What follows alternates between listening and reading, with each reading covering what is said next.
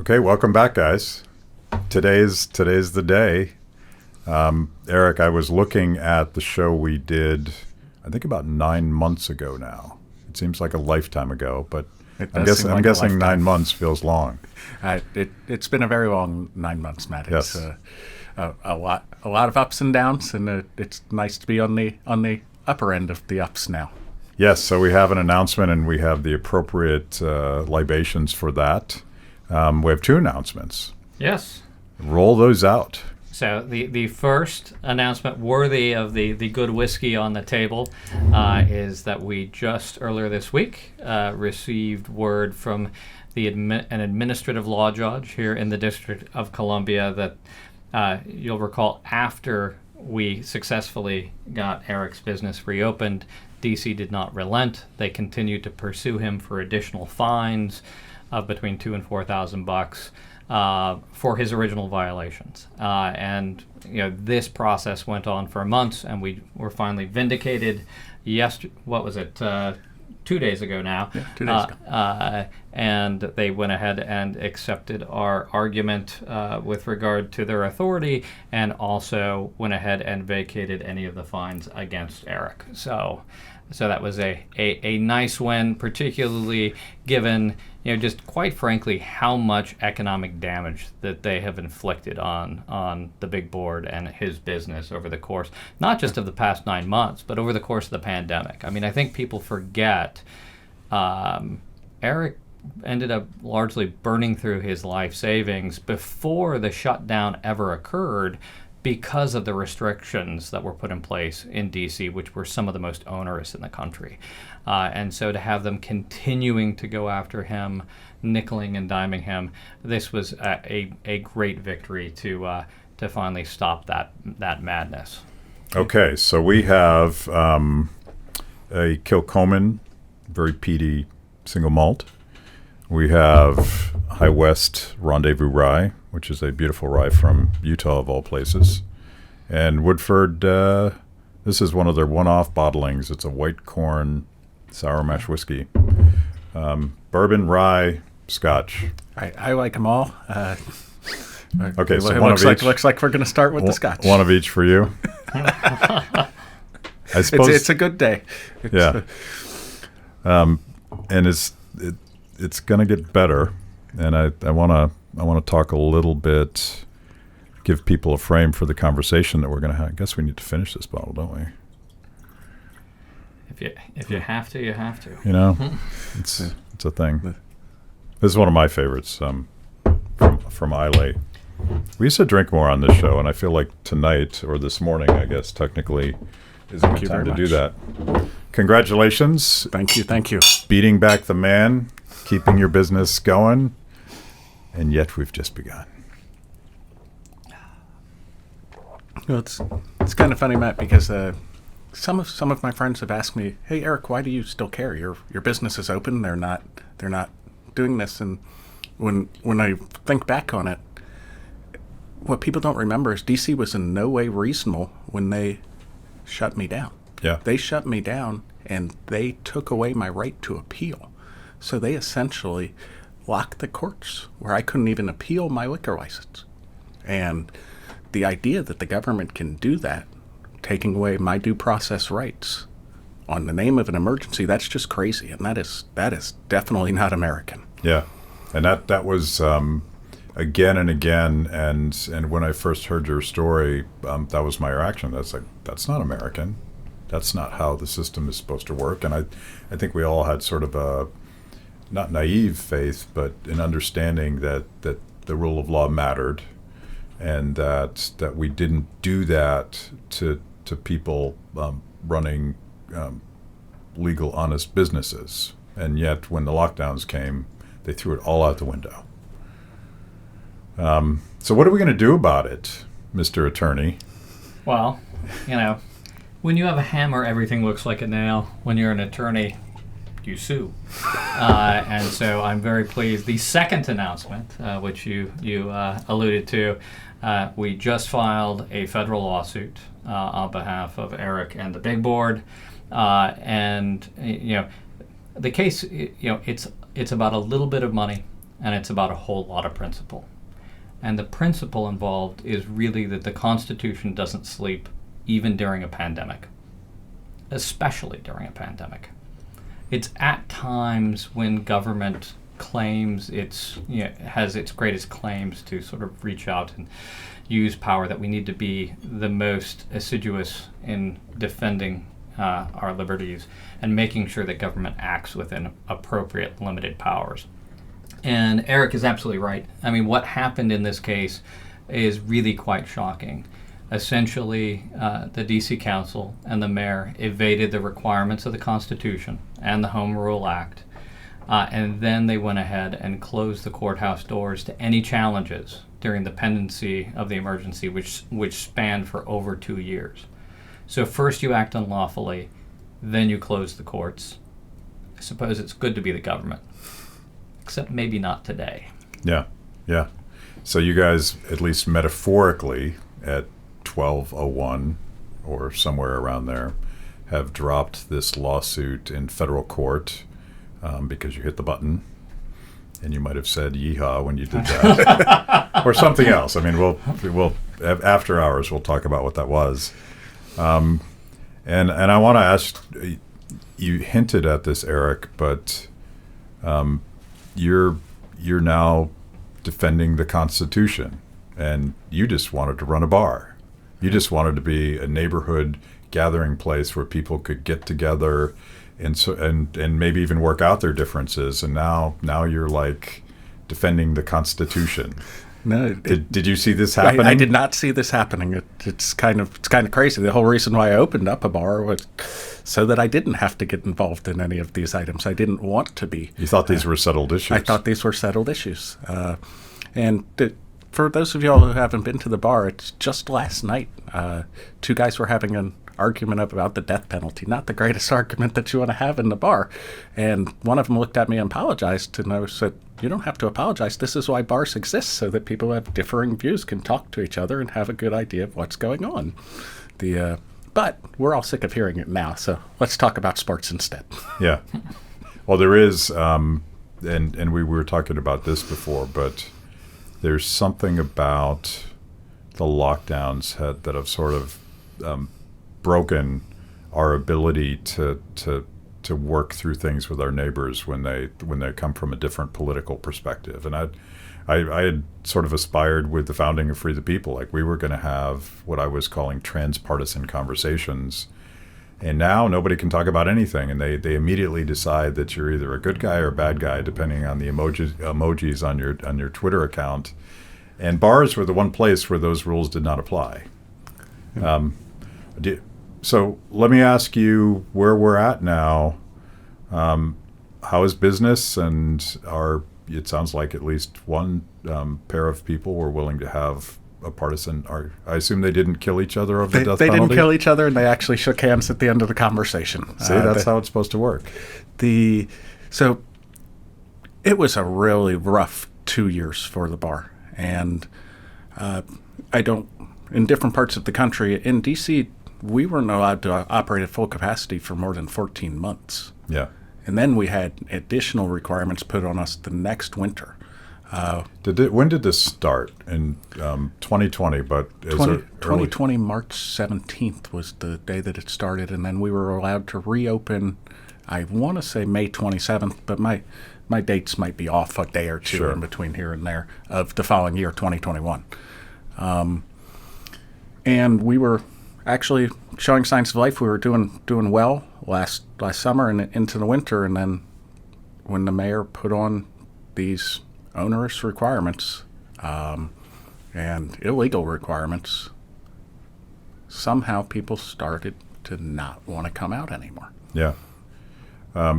Remind people what you did to bring the entire wrath of the D.C. government.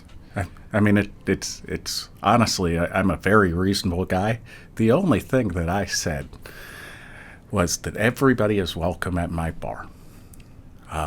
That it didn't make sense for my servers to have to wear masks when nobody around them was wearing masks. They're not second-class citizens, and they don't need to be treated like they're vectors of disease because they're working. They're good people. And the second major thing that I said was, hey, it's not my job to check people's personal medical status. If you, the government, wants to do that, put an agent at my door. I've got enough stuff to do already. We're on 3 floors. We've got people upstairs and down. We've got to take orders, get food, and that is, once again, if you've never been to the bar, there are windows all the way around the place, and it is a voluntary act to put your hand on that door. There was nobody compelling you to walk in. For some reason, people, these are tried and true American values, that everybody's welcome, and I have no idea how people's brains have wrapped themselves into thinking that that is not something that we're all about. Yeah.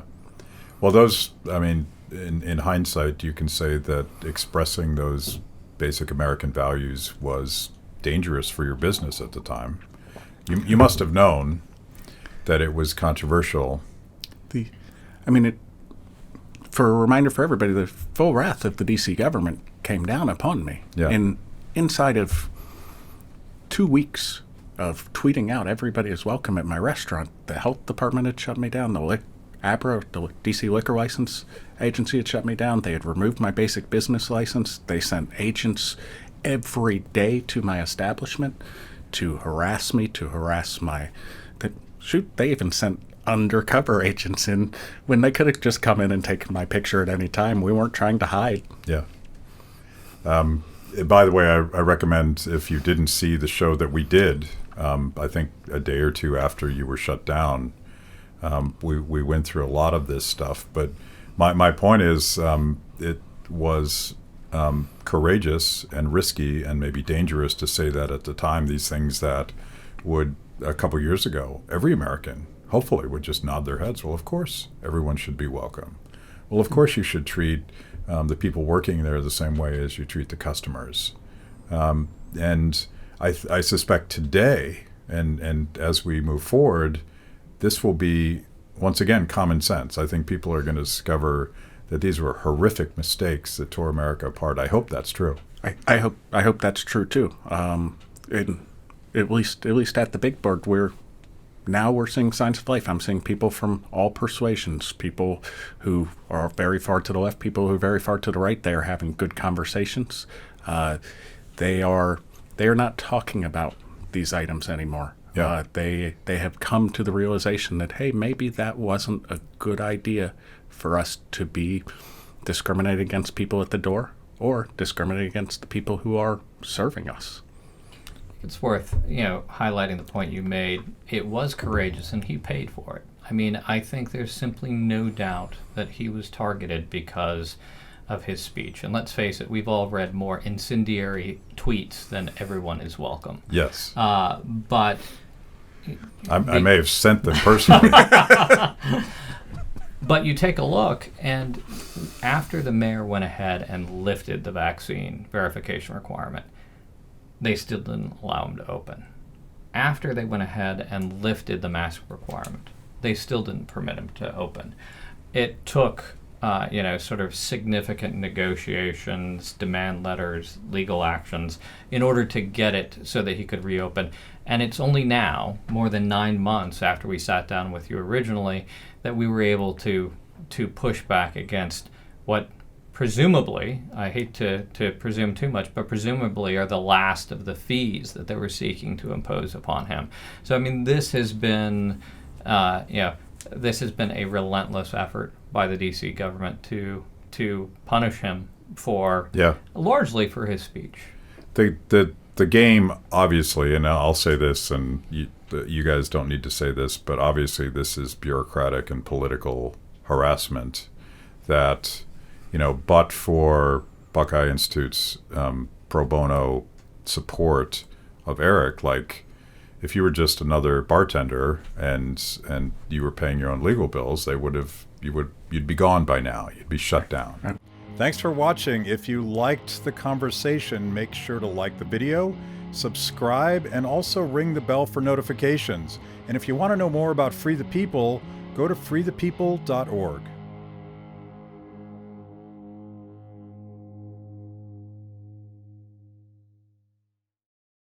We would be shut down, and I am eternally grateful for Robert and the Buckeye Institute and all of the help that they have given us.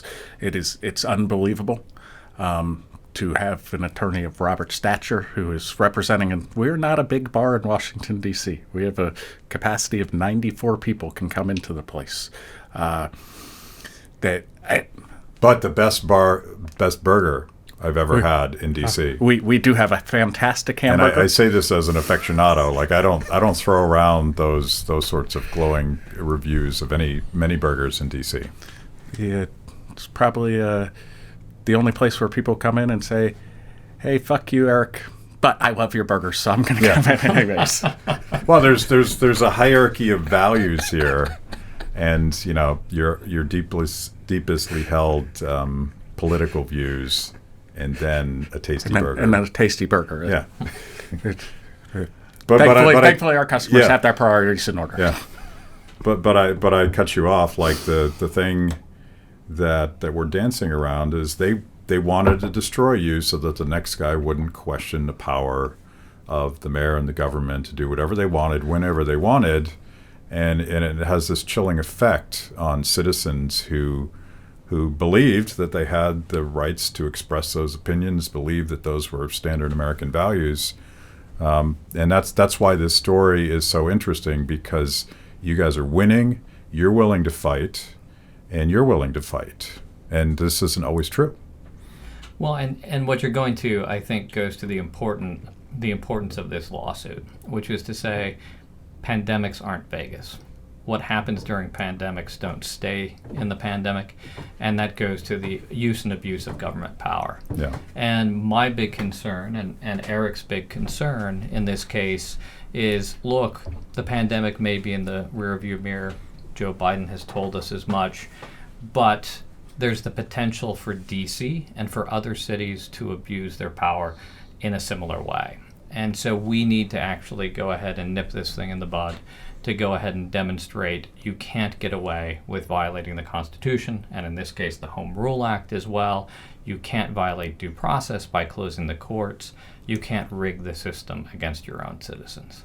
Yeah, and this has implications because my read is that emergency powers are quite addictive, and that mayors and governors and even presidents will lean on that in the future. So let's get into these two arguments, because I think you're making two separate claims, two separate violations. Let's talk about D.C. Home Rule for those of us that don't. Well, I live in D.C., but most of the folks watching this don't realize that D.C. is quite different and that there's a different set of rules here, because we're not a state. We're a district, and Congress has some say over how the district is run. Yeah. So the Constitution actually gives to Congress the authority to regulate and to legislate for the federal district, for D.C.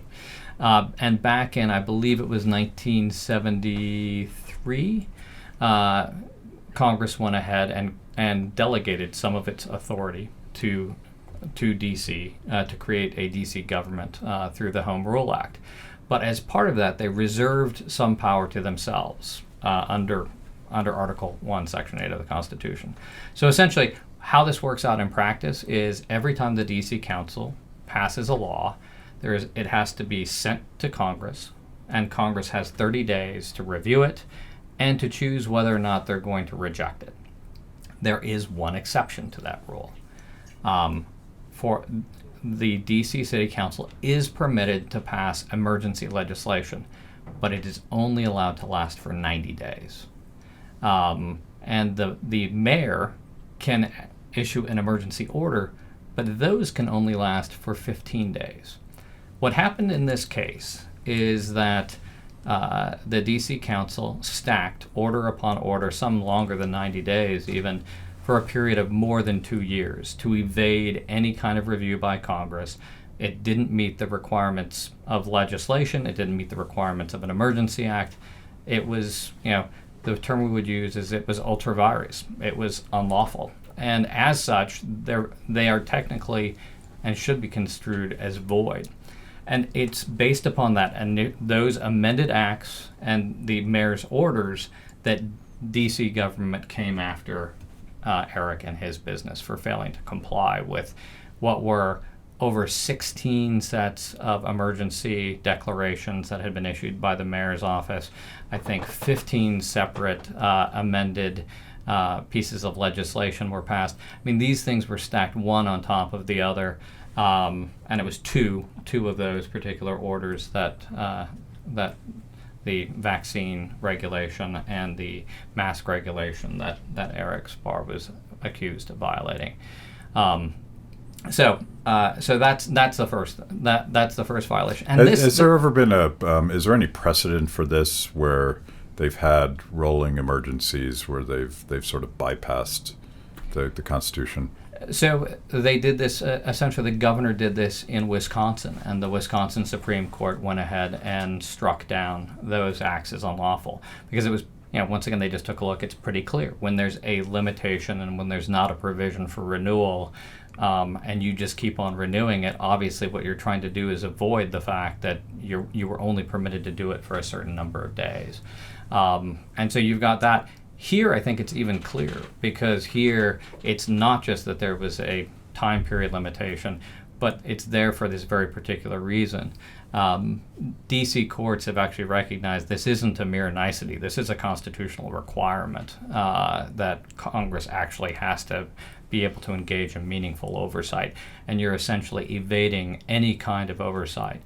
And that really kind of goes to the heart of some of these emergency powers cases. When you take a look at what's happened across the country, far too often what happens is you've got a single entity, sometimes a health director, sometimes a governor, who ends up accreting power to themselves and doing so without any meaningful oversight through the democratic process.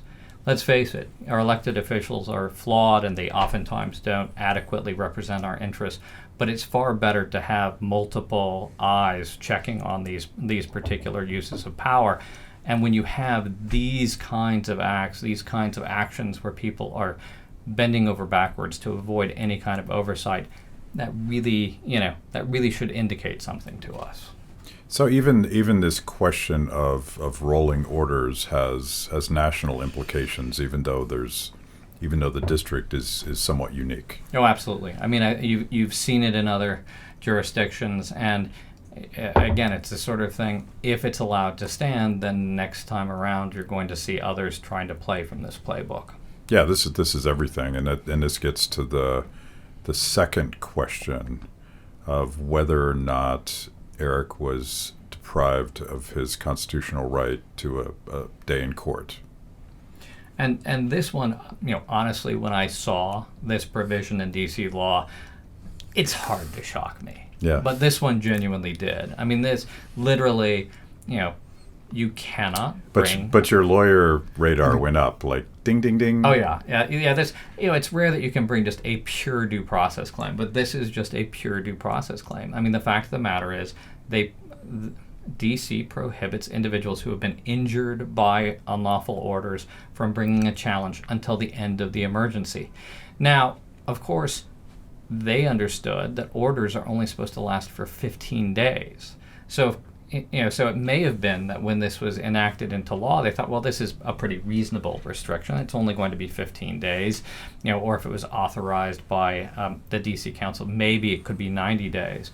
But the idea that you were going to have this rolling for 2+ years, I mean, it's just, unfathomable that you wouldn't be able to actually go ahead and challenge this. And, Eric, thank goodness, is actually able to challenge it. But how many businesses in D.C. are not able to do so today because they no longer exist? Yeah, well, I wonder about 15 days. You're in the bar and restaurant business. 15 days of being shut down at the margin is going to destroy certain businesses, and then you make it 30 days, and then you make it 3 months. And I'm sure you guys don't know, but I would love to see the number of restaurants in D.C. that were destroyed by this stuff. There are a lot of them, and a lot of you have friends, my right? friends, Yeah. my friends who are running restaurants who are out there.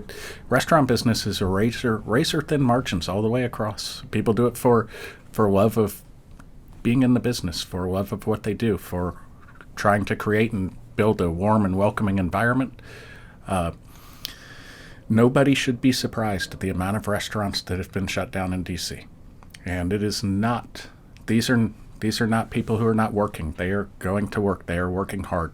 They were given impossible conditions to try and make a restaurant work. Yeah.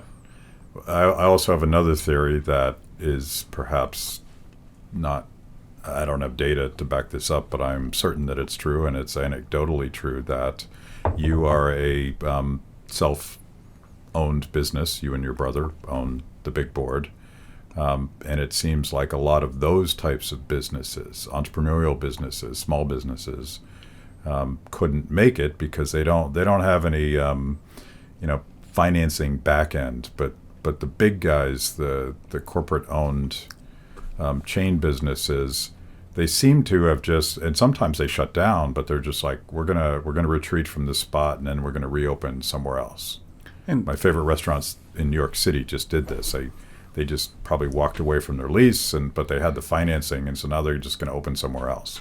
And for a guy like myself, it's my life savings. This is how I opened up the big board, and I got money from my brothers, and they helped me get to the level that we needed. But I didn't get any rent abatement. My rent was still due. I still had employees that needed to be paid. In a restaurant, simple math, if you are not doing at least 10 times, or your revenue is not 10 times greater than what your rent is, you are not going to make it work. Yeah. DC had me in a situation where I was doing less than 5 times that for 15 months.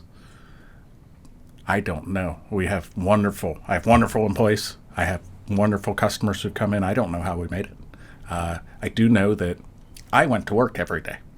So, showed up, and when it was day to work, and that's Monday through Sunday, 365 days in a row, I just went to work and kept on going because I love the big board, and I love what it is, and I love the people that work there. And a story that I maybe never told was I have a cook who I could only get him 8 hours a week at the beginning of this and he owed me some money because I loaned him some money. He had run into financial problems. And when he was working 8 hours a week for me, he was trying to pay me back money that he owed me. It was a $600 loan. And I was like, please, you don't have to pay me back right now. We'll get to the point where we can do that, when I can get you working again. For all the people who are out there, the people who relate to me the best are the people who work in music, the people who work in theater. They come in and they understand what it was like to be told that you're not essential, what it was like to tell somebody that you just don't have work for them, what it was like to look at somebody over Christmas break and say, well, I'm sorry, the mayor said we can't be open, so you don't have a job this Christmas. Nobody wants to do that. Right. Anybody that serves customers was specifically targeted in this environment, and I should give a shout out to the two documentaries now that you guys star in. The first, Shut Down Indefinitely. The second one, cleverly called Shut Down Indefinitely Part 2. Because one was a story about what the government did to you, and the second one, which we're releasing right after this interview, is the story about you fighting back, and the story of challenging your constitutional right to defend your business. But one of the things we captured, and this was unusual, I think, was your ability to hold your team together. They stuck with you, and I would imagine that there are other employees at other businesses, if their owner challenged the government and said, you don't have the right to do this to me, they're like, this guy's crazy, I'm out of here. Employees might think I'm a little crazy, but no, they might have said that to you. But at the time, and I don't know where you're at now, but your team stuck together. They stuck together. They are still there. The guy who's my lead line cook was the lead line cook on the day we opened. My bartender tonight was Andrew, and he's been there for 10 and a half years. It's amazing. And if people don't understand restaurant industry turnover, is you might have somebody for 3 months. Yeah. I've got a staff that's been there for 5 years plus. It's funny when the bartender who's there has been there for 5 years. It's like, I'm the junior bartender here. When do I ever get to move up? If you made it this far into the show, it means I must be doing something right. Kibbe on Liberty is just one of the amazing products we create at Free the People. We tell emotionally compelling stories and produce educational videos for the liberty curious. Our award-winning documentaries personalize all things liberty, independence, creativity, hard work, integrity, and perseverance. After the show, check out our work at freethepeople.org. And if you like what you see, donate to support what we do. That's freethepeople.org. Now back to the show. Back to the question of whether or not Eric's basic constitutional rights were violated. And this is the basis of the second challenge. So the second challenge goes to the courthouse door being closed. And, to my mind, there's quite simply no justification for that. That really is basic due process. And we talked a little bit about that with regard to, I think that there was an anticipation in the law that would only last for so many days. But you actually raised something which I think is an equally interesting question, which is it even justified for a short duration? I think the idea that you shouldn't have your day in court, it's specifically when we're facing an emergency and there might be a temptation for abuse of power that we need to make sure that the courts are there so that people can vindicate their rights. But in this case, there's just no question. Allowing it to drag on for 2 years, preventing citizens, business owners who have been harmed by unlawful orders from having their day in court, that it's just simply, it's un-American and it violates basic due process. So the basic, go ahead. I just wanted to add something, and we keep on saying it's my fight. It's not just my fight. It's a fight for everybody in Washington, D.C. It's for every person who comes in and talks with me and was like, I got my business destroyed because of this. And people come and talk with me. A lot of people come in and the government overreached me on this. This is a fight for all of us and all of our civil rights and what we do and respecting the rule of law.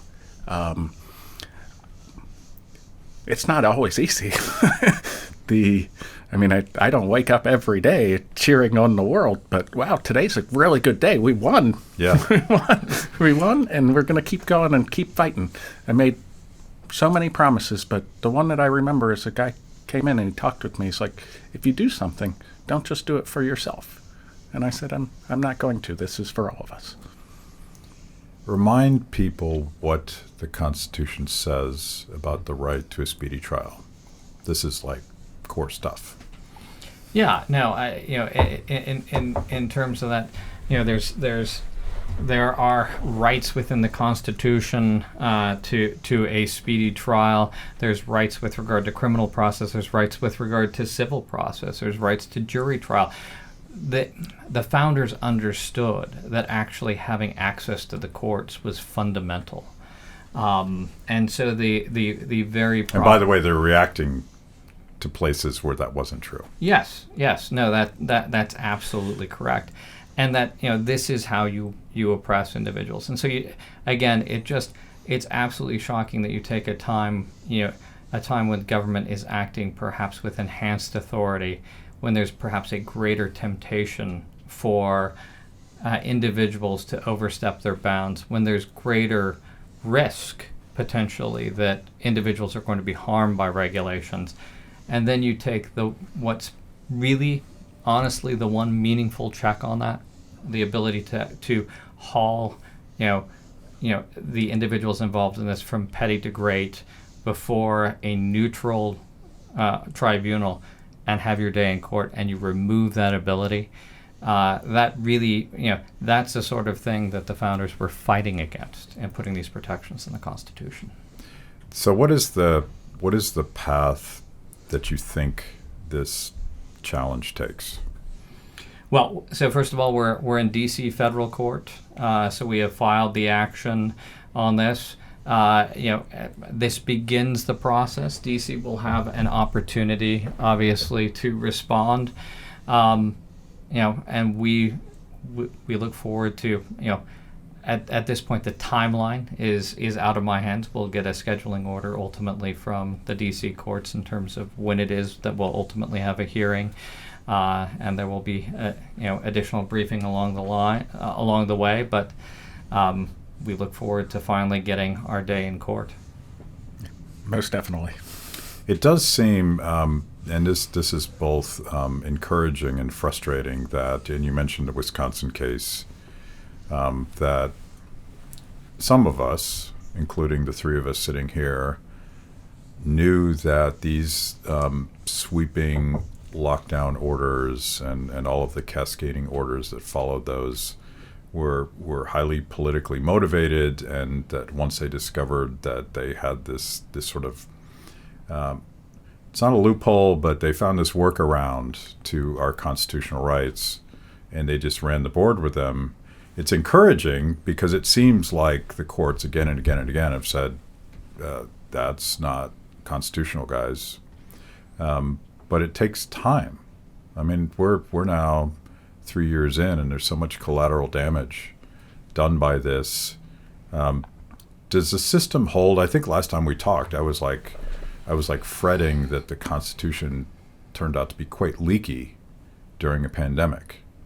And I don't know if it's because Congress wouldn't stand up or the president wouldn't stand up, and I'm talking about both a Republican and a Democratic president, or what it was. But I never imagined 4, 5, 10 years ago that any of this stuff could happen. I thought the rule of law would prevent it from happening, but it didn't.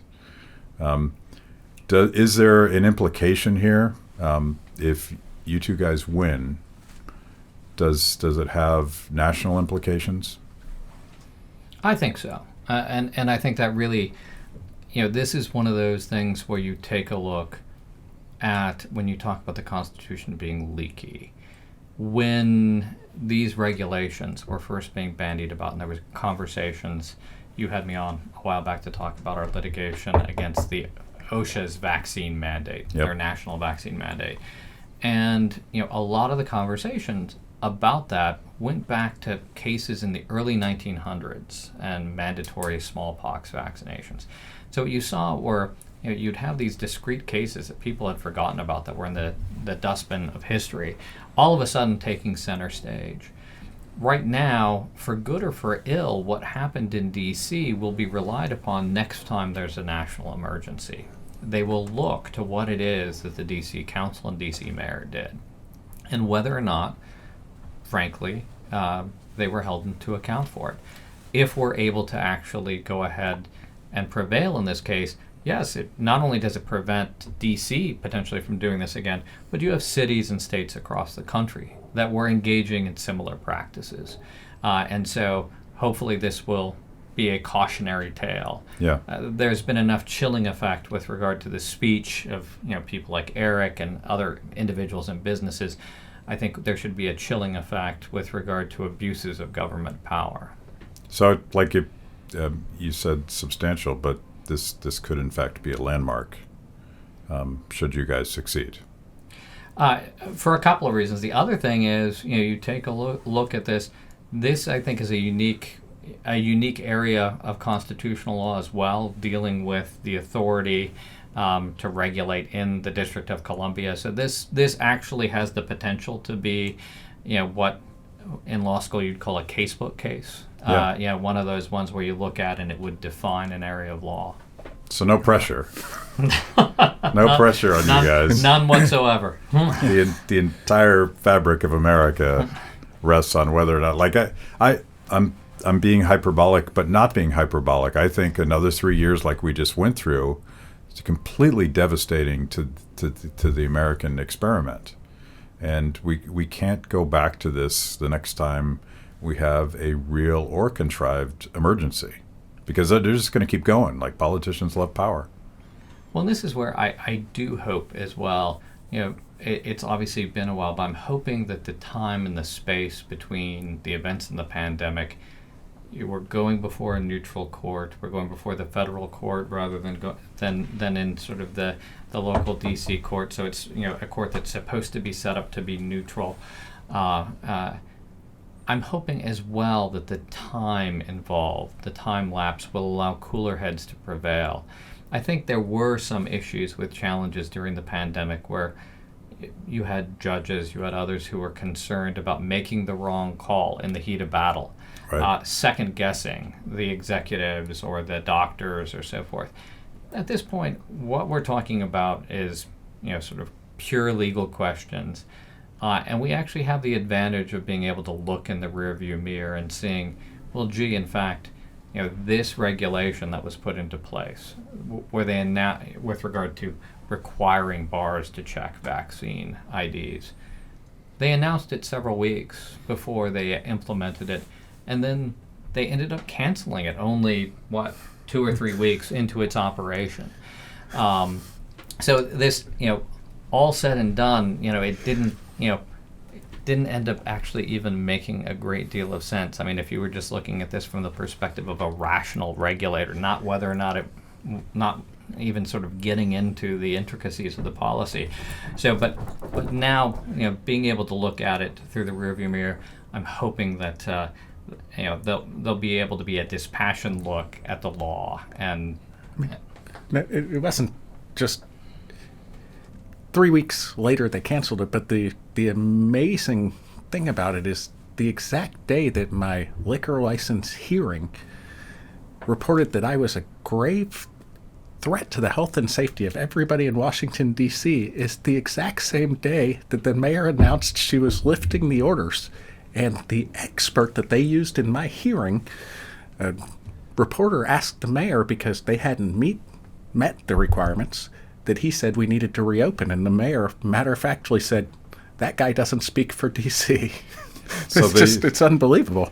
Dig a little bit deeper. You've told me this story. The government chosen expert that told you that you were a menace to society in your case to keep you shut down was cited by a reporter to the mayor when she tried to open up 3 weeks. He did open up 3 weeks later, and she dismissed him out of hand as not representing the D.C. government. I don't think I could say it any better than you just did, Matt. Well, that seems hypocritical. I don't know. The lawyer's not talking right now. He's like, Well, speaking of the lawyers, he has to remember the law, but we don't. Maybe we should try that High West whiskey Yeah. or the Woodford Reserve. Nice. I can tell a professional bartender. Never leave an empty glass on the bar. But Robert, obviously. As Matt knows, I like the peaty whiskey, so I'm just savoring.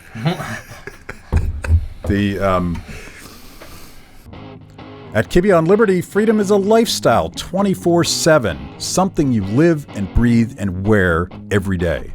If that describes you, you need the very best Liberty swag in the market today, just like this shirt I happen to be wearing.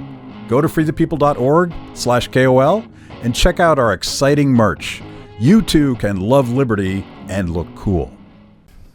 Let's talk about, before I forget, I want to talk about ways that, I think this is so important, and we've been documenting this story for the last 9 months as well, because Eric, you represent thousands of small business owners just like you, and you represent the Constitution, and again, no pressure, but we got to win, guys. We got to win because we can't go back to this.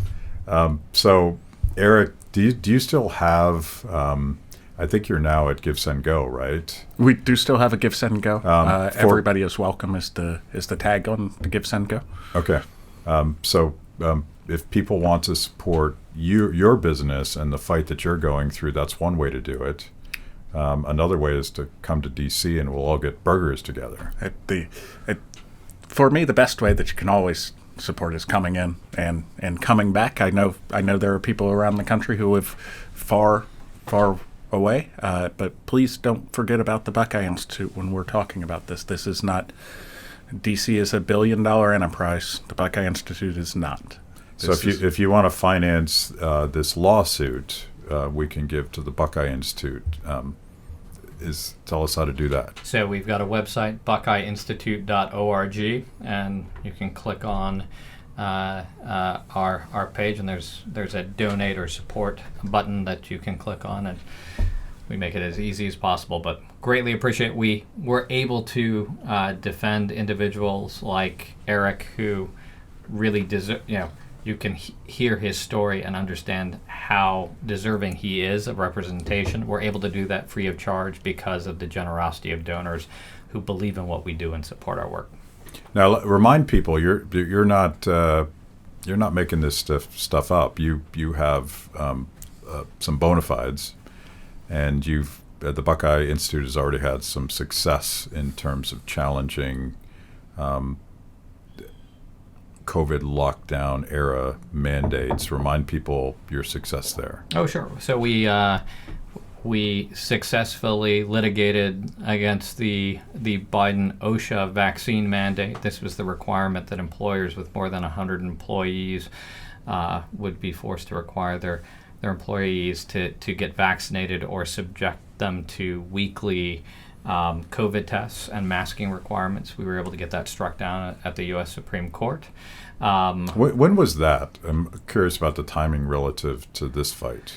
That was actually just before, I think, we got involved in Eric's case. So additionally, we've been involved in a number of cases. We've got about 4 cases pending right now with regard to abuses of emergency powers back in Ohio with regard to income taxation, where the government went ahead and said, you weren't working in your office during the pandemic, we're going to go ahead and tax you at a higher rate as if you were.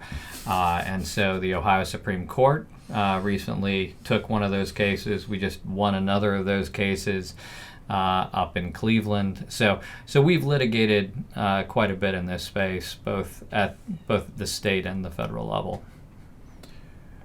Eric, how are you feeling right now? Because you took you 9 months to get a little bit of justice, but you're not there yet.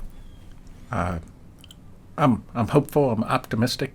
Man, how lucky do you have to be to be me and find Robert Alt as your lawyer in the Buckeye Institute? It's I'm optimistic. The business is showing signs of life. People are back having fun again. It's funny. People have forgotten. They've forgotten that they're allowed to cheer at the NFL game in the middle of it. And they're like, oh, no, please cheer. You're here to have fun. This is, and people are starting to return back to being people, to talking with people, with having a good time. And I don't want to say any battle is won. We've won some battles. I don't want to say the war is won. I don't want to say that I'm living a life of luxury. I'm back to working 7 days a week, 24/7, 365. That's what small business owners do. I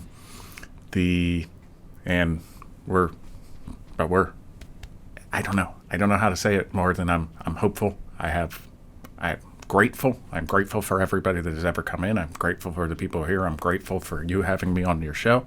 I'm grateful for Robert continuing to represent me. I'm not grateful that DC implemented some illegal shit on me. It's some illegal shit. Is that the lawyerly way to say this? It's a technical legal term. Well, here's to being grateful, and here's to being hopeful, and here's to defending the Constitution. Here. Cheers. And since we're self-promoting, Eric, one more time, where do we give to your Give, Send, Go? Give, Send, Go / everybody is welcome. Buckeye Institute. .org. And if you want to check out the second in the series of documentaries we've made about these two gentlemen's battle, go to freethepeople.org, and it's shut down indefinitely. Did I get that right, Logan? You did. Shut down indefinitely, part 2. And part 2. that we spent a lot of time developing that title. Thank you, guys. Thanks for watching. If you liked the conversation, make sure to like the video, subscribe, and also ring the bell for notifications. And if you want to know more about Free the People, go to freethepeople.org.